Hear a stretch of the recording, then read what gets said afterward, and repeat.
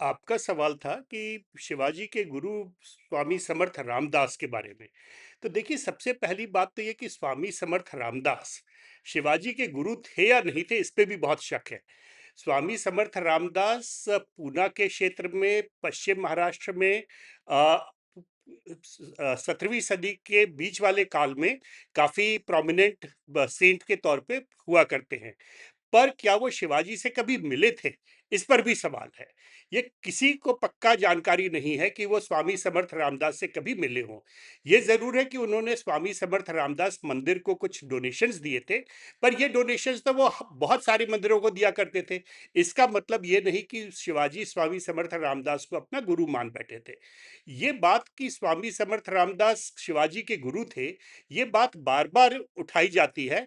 पर हमें यह ध्यान रखना चाहिए कि शिवाजी के जो पिताजी थे, शाहजी भोसले, वो लगातार युद्ध में बिजी थे। लगातार अपने परिवार को लेकर वो यहां से वहां भटकते रहते थे। और अंत में करीब 10 साल की उम्र में शिवाजी और शिवाजी की माताजी जीजाबाई दोनों पूना में आके रहने लगे। पूना में आके जब वो रहना शुरू करते हैं, उसके कुछ ही दिनों के बाद शिवाजी खुद 16 साल की उम्र में हथियार उठाकर युद्ध में शामिल हो जाते हैं।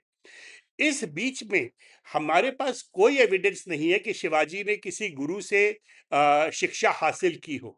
यदि शिवाजी का कोई शिक्षक था, यदि शिवाजी को किसी ने कोई ट्रेनिंग दी, तो शिवाजी की माताजी थी, जीजाबाई।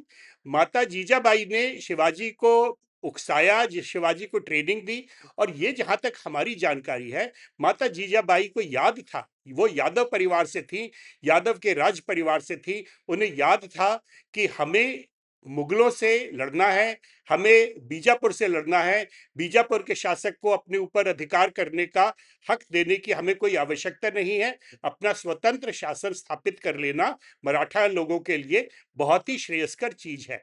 तो ये कहना कि कभी भी शिवाजी ने स्वामी समर्थ रामदास से शिक्षा हासिल की या उनको अपना गुरु माना, या जैसा कि आजकल बार बार कहा जाता है कि स्वामी समर्थ रामदास को शिवाजी ने कहा कि मैं थक गया हूं।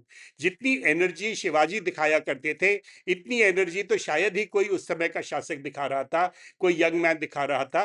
तो ये बात तो बिल्कुल ही बेमानी है। तो अनलेस कोई व्यक्ति जो कहता है कि स्वामी समर्थ रामदास शिवाजी के गुरु थे, वो कुछ पॉजिटिव एविडेंस लेके आता है, तब तक हम यही मान के चलेंगे कि इस तरह का कोई रिलेशनशिप इन दोनों लोगों के बीच में नहीं था।